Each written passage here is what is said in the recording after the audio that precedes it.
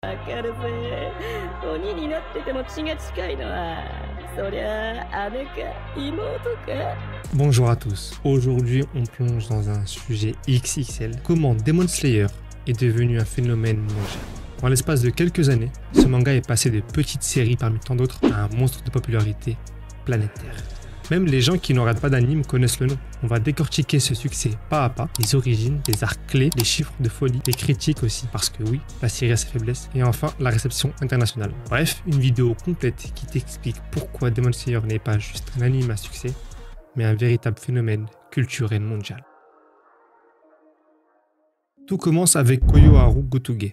Une autrice encore inconnue en 2016, elle publie Kimetsu no Yaiba dans le Weekly Shonen Jump, le magazine qui a fait exploser Dragon Ball, One Piece, Naruto. Autant dire qu'elle entre dans une arène où seuls les monstres survivent. Le pitch est simple et universel. Tanjiro, un jeune charbonnier, voit sa famille massacrée par des démons. Sa petite sœur Nezuko survit et transformée en démon. Tanjiro décide de trouver un remède et de la protéger, tout en affrontant les forces démoniaques. Le manga démarre doucement. Les premiers tomes ne sont pas des blockbusters, mais petit à petit, Gotoge affine son rythme, installe ses personnages et prépare des arcs qui vont exploser une fois adaptés. En 2019 arrive l'adaptation animée par le studio Ufotable.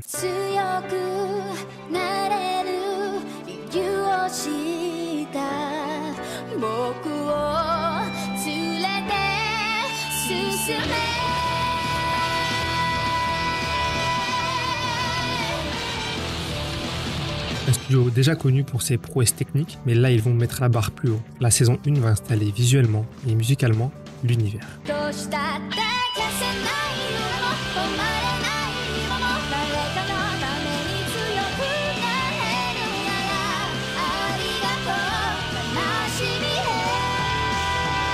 C'est fluide, beau, lisible, on comprend toujours qui combat, pourquoi et avec quelles conséquences. Et surtout, c'est très émouvant. Et puis arrive l'épisode 19.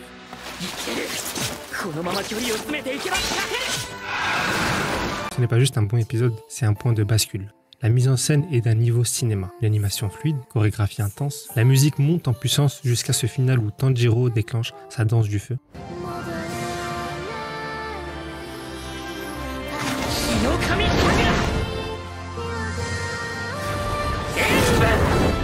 Internet explose.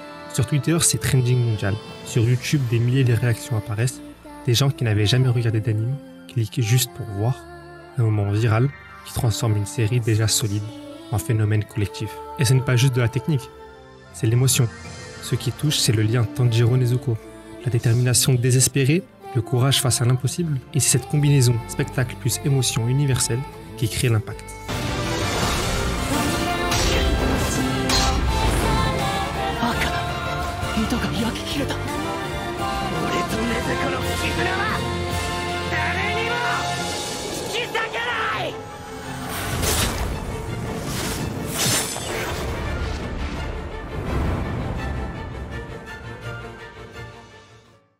Mais la qualité ne suffit pas. Il fallait que le public puisse voir la série facilement. Et là, Demon Slayer bénéficie d'un timing parfait.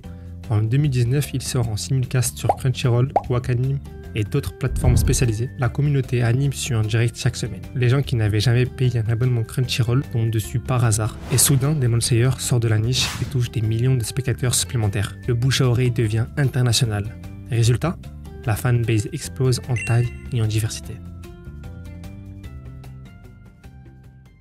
En 2020, Demon Slayer franchit un nouveau cap, le cinéma.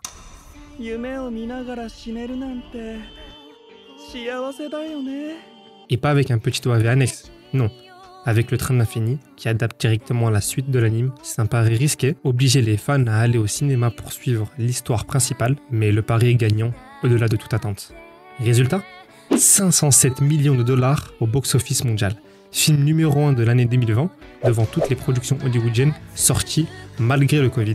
Le film d'animation japonais le plus rentable de l'histoire devant Le Voyage de Chihiro. Au Japon, c'est un véritable raz-de-marée culturel. Tout le monde en parle. À la télé, dans les journaux, dans les cafés.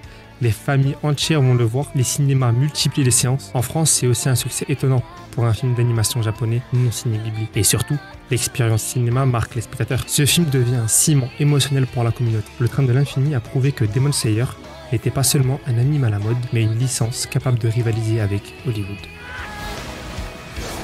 きて戦え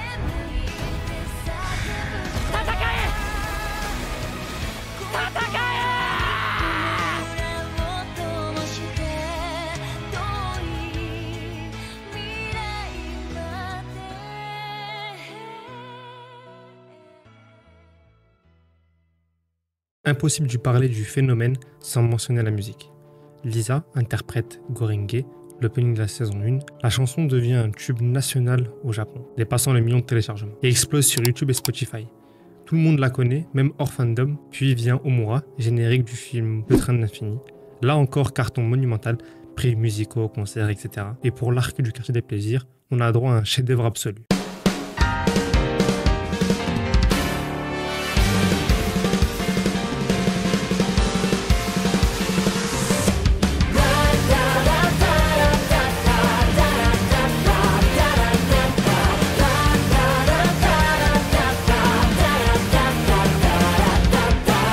Zankyo Sanka, interprété par Aimé, cet opening est une claque visuelle et sonore. Beaucoup le considèrent déjà comme l'un des meilleurs openings d'anime de la décennie. La musique devient une porte d'entrée culturelle. Tu n'as pas vu l'anime, mais tu connais la chanson. Tu finis par cliquer pour voir. Résultat, Demon Slayer recrute encore plus de spectateurs. C'est un cercle vertueux. L'anime rend les chansons célèbres et les chansons ramènent des spectateurs vers l'anime.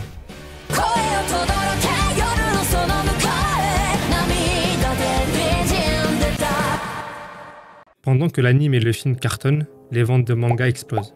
En 2020, Demon Slayer vend 82 millions d'exemplaires en un an au Japon, pulvérisant les records. Mais One Piece n'avait jamais atteint ce chiffre annuel. Aujourd'hui, la série a dépassé les 220 millions d'exemplaires en circulation. C'est énorme. Pour comparer, Naruto, qui est terminé, est autour de 250 millions, Dragon Ball 260 millions. Demon Slayer, avec seulement 23 tomes, a quasiment rattrapé ses monuments. Et ce qui est fascinant, c'est que même après la fin du manga en 2020, les ventes restent élevées. Pourquoi ? Parce que l'anime ramène sans cesse de nouveaux lecteurs. Chaque saison, de nouveaux fans qui regardent puis achètent les tomes pour connaître la suite. Un phénomène mondial n'est pas seulement à l'écran, c'est aussi dans le quotidien.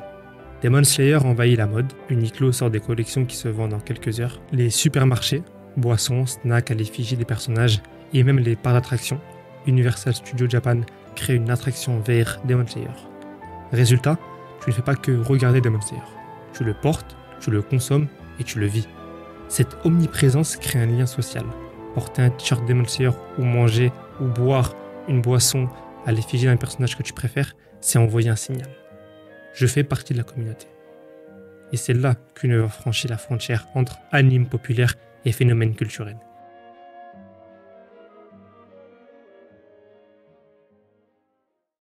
Pour que le phénomène dure, il faut répéter l'exploit. Et Demon Slayer l'a fait avec ses arcs suivants. Arc Quartier des Plaisirs, combat Tengen versus Gyotaro.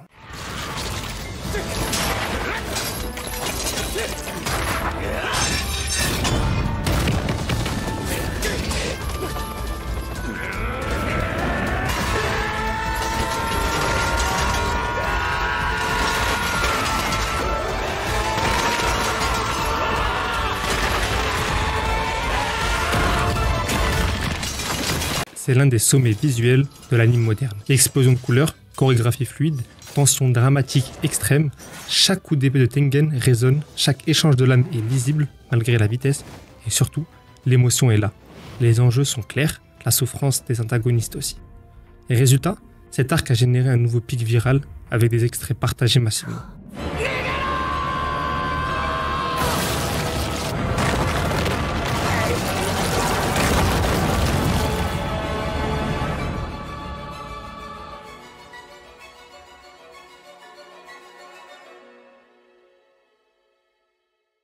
Et puis il y a les moments où Zenitsu devient sérieux, lui d'habitude peureux et comique, se transforme en guerrier fulgurant dès qu'il se concentre. Même ces moments-là participent à l'identité unique de Demon Slayer. L'arc du village des forgerons. Soyons honnêtes, pour beaucoup c'est l'arc le moins marquant. Bien sûr il y a ses qualités, Nezuko y vit un moment clé, Mushiro brille, l'animation reste bluffante, mais Mitsuri, le pilier de l'amour, est sous-exploité. Son potentiel était énorme, son style de combat original, mais au final, elle est en retrait. Les combats, eux, finissent par sembler répétitifs, encore un démon qui se démultiplie, encore une course contre la montre. Narrativement, on perd un peu l'intensité dramatique qui faisait la force du Train de l'Infini ou de l'Arc du Quartier des Plaisirs. Et personnellement, Nezuko qui survit au soleil, je comprends l'intérêt narratif, remettre Nezuko au centre, donner une raison à Muzan de paniquer. Mais pour moi, ça reste une facilité scénaristique. Pendant 2 saisons, le soleil est présenté comme la règle absolue, et soudain, Nezuko y survit. Ça fait avancer l'histoire, oui, mais j'aurais peut-être aimé que ce passage soit plus progressif, plus dramatique. Arc entraînement des piliers. L'arc de l'entraînement est important, mais parfois jugé trop léger. Il prépare la suite sans avoir la même intensité, mais ensuite la scène chez Uboyashiki, là c'est du grand cinéma. Tension, mise en scène millimétrée, silence pesant, puis explosion dramatique.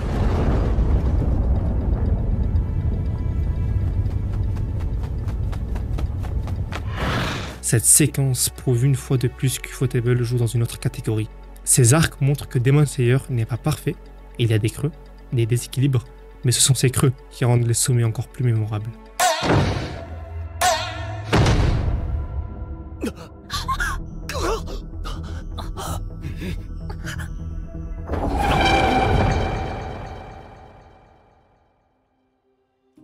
Demon Slayer n'est pas un succès japonais.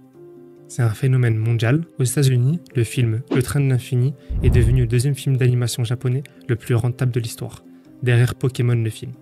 En France, il a cartonné au cinéma et fait grimper les ventes de mangas au top des classements. Dans toute l'Europe, Demon Slayer a ramené des gens qui n'avaient jamais ouvert un manga ou lancé un anime. Dans les conventions, les cosplays Demon Slayer sont omniprésents. Sur TikTok, des millions de vidéos utilisent la musique de la série. Sur Instagram, les fanarts circulent sans fin. C'est un phénomène générationnel, un titre qui a initié une nouvelle vague d'otaku. Mais si Demon Slayer est devenu un phénomène mondial, c'est aussi grâce à une révolution technique. Le studio Ufotable a réussi quelque chose que peu d'animes avaient osé avant, mélanger l'animation 2D traditionnelle et effets numériques 3D de manière fluide et cohérente. Les flammes, l'eau, les éclairs de Zenitsu, tout semble vivant, presque tactile. Mais surtout, Ufotable a travaillé l'anime comme du cinéma. Les caméras virtuelles tournent autour des personnages comme dans un blockbuster. Les plans séquences donnent l'impression d'être au cœur du combat. Le sound design est traité avec un son rarement vu. Chaque souffle, chaque impact, chaque silence compte. Comparons d'autres studios comme Pierrot ou Toei, ont souvent privilégié la quantité à la qualité, avec des épisodes hebdomadaires parfois inégaux. Avec Demon Slayer, Ufotable a misé sur la régularité de l'excellence. Chaque épisode ressemble à une mini-production de cinéma. Résultat, l'anime n'a pas seulement raconté une histoire, il a fixé une nouvelle norme visuelle et sonore. Depuis, impossible de ne pas comparer, chaque nouvel animé d'action est mesuré à l'aune de Demon Slayer. En clair, Ufotable n'a pas juste adapté un manga, ils ont redéfini les attentes du public pour tout un genre. Demon Slayer n'est pas juste un anime, c'est un tremblement culturel. Il a redéfini ce que pouvait être une adaptation, un mélange de spectacles cinématographiques, d'émotions brutes et des personnages universels. Il a prouvé qu'un shonen pouvait faire pleurer un gamin de 12 ans et son père assis à côté de lui. Oui, la série a ses défauts. Oui, certains arcs sont inégaux, mais malgré ça, elle réussit ce qu'aucune autre n'avait fait à cette échelle. Rassembler des millions de gens autour d'une même flamme. Cette flamme, c'est la volonté. La volonté de Tanjiro, de Nezuko, de chaque pilier, mais aussi la nôtre, en tant que fan, spectateur, passionné. Et le plus fou, c'est que le meilleur reste à venir. La forteresse de l'infini arrive au cinéma, 3 films qui vont faire trembler les salles dans le monde entier. Prépare-toi à vivre ça comme on n'a jamais vécu un anime auparavant. Alors si toi aussi tu veux continuer ce voyage, rejoins-moi, abonne-toi, active la cloche et surtout, prépare-toi. Parce que Demon Slayer n'a pas juste marqué l'histoire de l'anime, il est en train d'écrire une légende mondiale.